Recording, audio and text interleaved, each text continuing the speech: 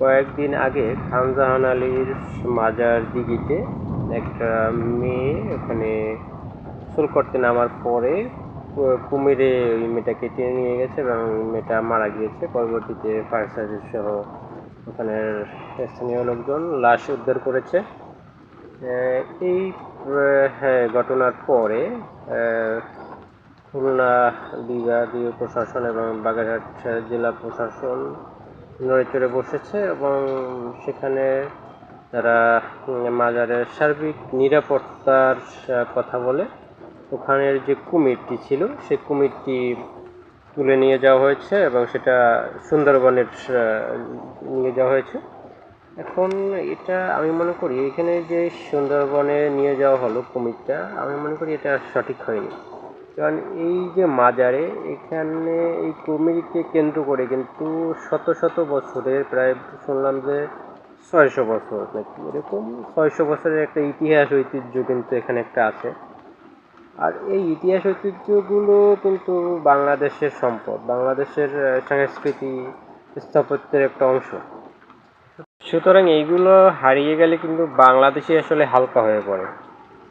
আমি মনে করি আসলে প্রশাসন এখান থেকে কুমিরটা না সরিয়ে প্রশাসনটা যদি ওখানে কুমিরটা থাকতো এবং কুমিরটা যাতে এখানে যারা যে ঘাট আছে পুকুর ঘাট, সেই ঘাটের স্থানে না আসতে পারতো, সেক্ষেত্রে একটা নিরাপত্তা ব্যবস্থা তৈরি করতে পারতো কিংবা কুমিরের জন্য আলাদা একটা জায়গা তৈরি করতো পুকুরে একটা কর্নারে, সেখানে দর্শনার্থীরা কুমির দেখতো কিংবা সেখানে শুধু সেই এরিয়ায় কুমিরের থাকতো, সর্বত্র বিচরণ করতে না পারতো। এই যে ব্যবস্থাগুলো যদি নিত তাহলে আসলে আমার মনে হয় ভালো হতো। সেক্ষেত্রে মাজারের মানে ঐতিহ্যটাও টিকতো। এখানে যে এই যে কুমিরটা নিয়ে গেল এখন কিন্তু ওখানে যে এই যে মাজারের একটা ভারবার্তিকতা, যেন মাজারের যে দর্শনার্থী এটা কিন্তু অনেকাংশে কমে যাবে। সুতরাং এই জিনিসটা আসলে প্রশাসন করতে পারতো।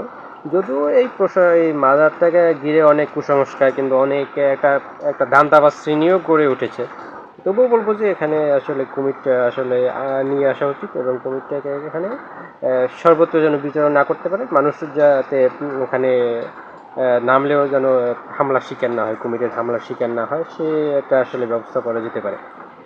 কারণ ওখানে আসলে অনেক ভবঘুরে শ্রেণীর আসলে মানুষও আসে কিংবা অনেক দরিদ্র মানুষ আছে, বাচ্চারা আসে সেখানে।